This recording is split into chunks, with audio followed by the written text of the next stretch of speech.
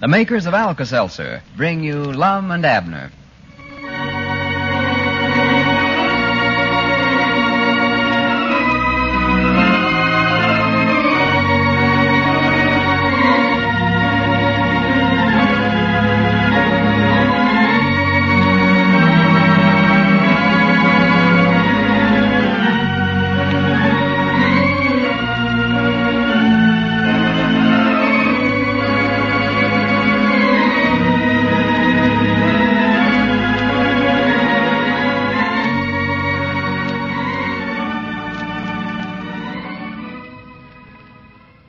And now, let's see what's going on down in Pine Ridge. Lum still believes that the diamonds they discovered in the mysterious box left with them a few days ago are part of the famous collection owned by a Mrs. Barrington of Kansas City, Missouri. He wrote Mrs. Barrington a letter several days ago advising her that they had the stones and is quite upset because he has not received an answer.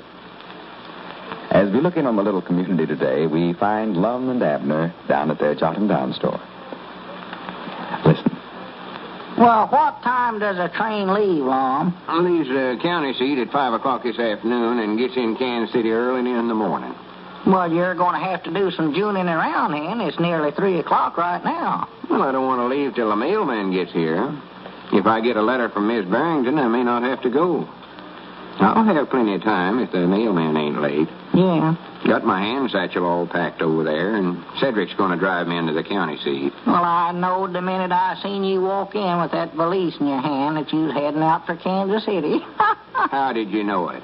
I might have been going in the other direction, Texarkana or someplace like that. Yeah, but I knowed. Ever since Squire told you about Miss Barrington being a rich widow, why, you've just been busting to see her. I ain't going just to see her. I'm going to take them diamonds to her.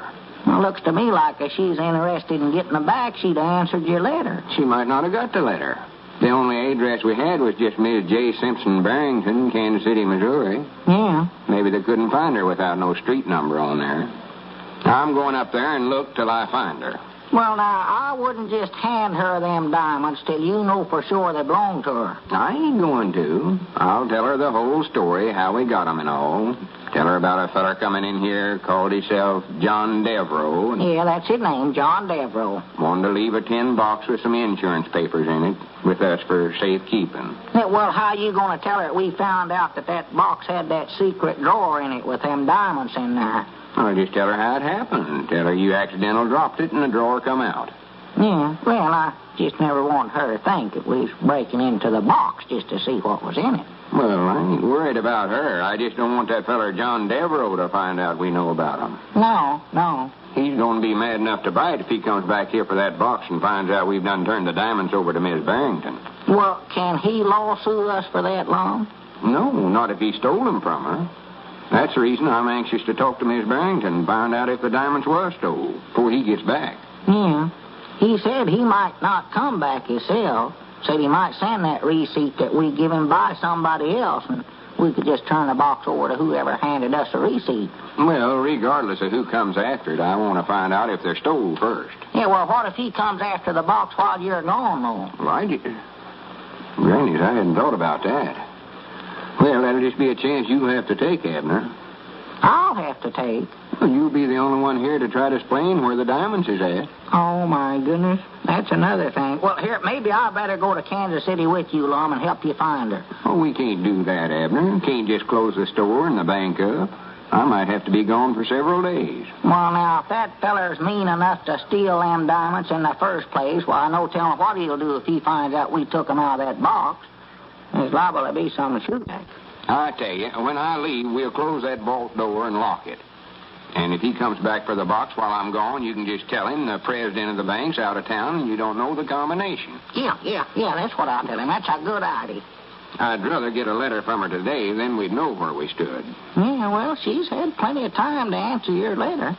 Granny, I reckon she's so busy taking care of all them oil wells, she just ain't had time to sit down and write. Yeah, more than likely comes in of a night just too tired out to write. Oh, she don't run the oil wells herself, silly. Uh-huh. Well, she's got all the business to look after. That's the reason she ought to have a husband. Somebody to tend to them things for her. Yeah, before she loses everything she's got. Women folks ain't got no business, Judge, man. I bound you, she's just a regular rattlebrain. Well, now, mind out, Abner. You're talking about the woman I love there. Love? Why, you ain't never seen her. No, but she's seen me. Or a picture of me, anyway. Put that picture in the letter I wrote her. And, well, it just happened. Love's like that. Cupid starts shooting them bows and arrows at you, and you're just a goner. Now, you better wait till you get a look at her. I bound you, she's ugly as a mud fence. Abner, now you just hush up that kind of talk. You may be making slighting remarks about the future Miss Edders. Miss Edders. That sounds sort of funny, don't it? Miss Edders. Reckon how many oil wells she's got? I don't know. Squire said she's rich, so... Funny how fate steps in and brings folks together this way. A week ago, I never even had heard of Miss Barrington. No, and I ain't heard of nothing else since. Miss Barrington, Miss Barrington, Miss Barrington. Now, look, Abner, if you and her can't get along, we're going to have to unsolve partnerships.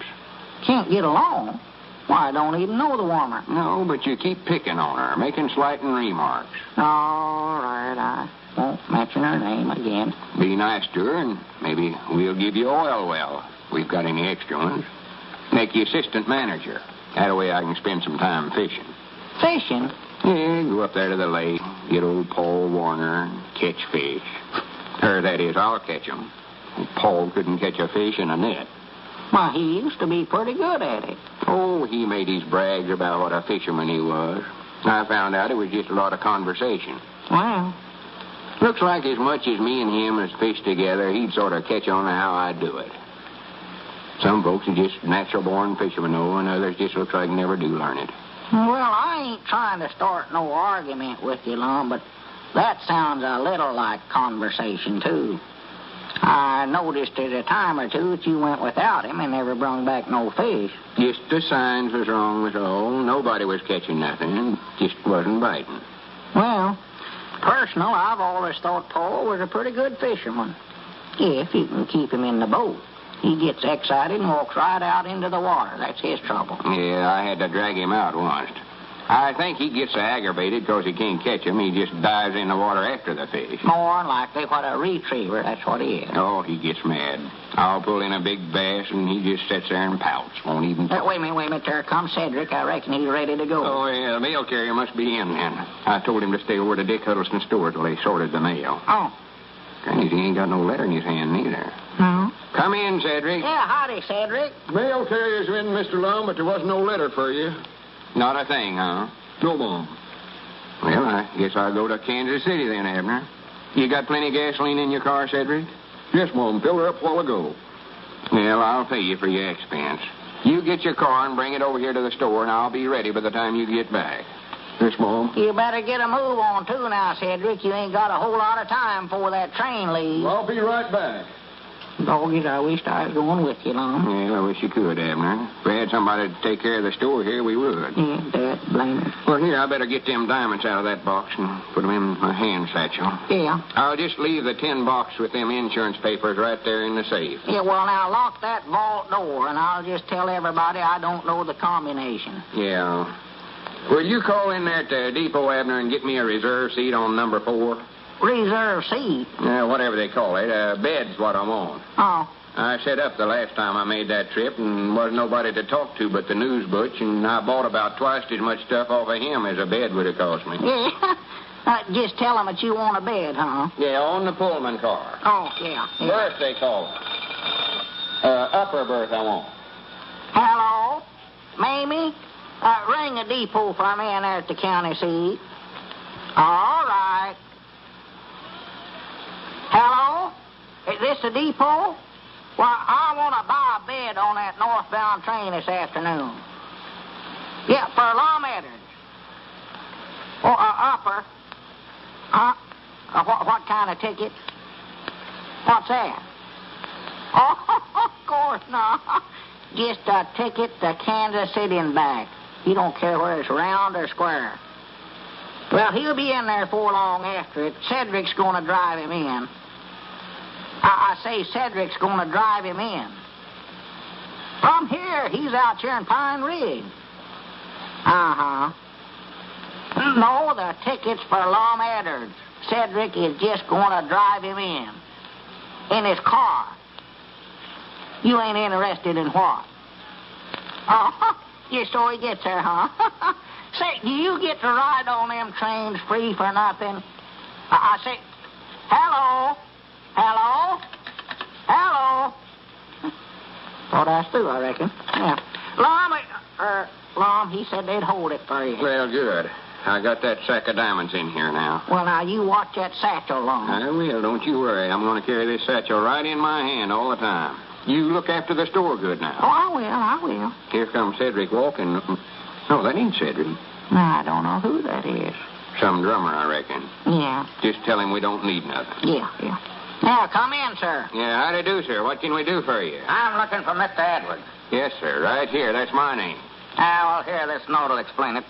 Oh, to me, huh? From Miss Barrington. Hush up, Abner.